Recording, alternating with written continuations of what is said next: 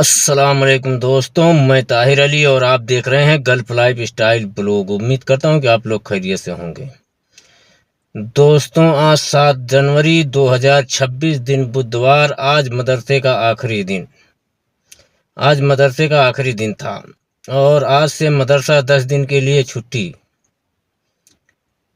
अब मेरी ड्यूटी बची है एक हॉस्पिटल की और 2 हॉस्पिटल की ड्यूटी है। एक सुबह 5 बजे छोड़ना रहता है और एक दोपहर 12 बजे। मैं चल रहा हूं अभी 12 बजे वाली ड्यूटी छोड़ने के लिए हॉस्पिटल मुस्तशफा आफाक। तो चलिए आप लोगों को भी ले चलता हूं।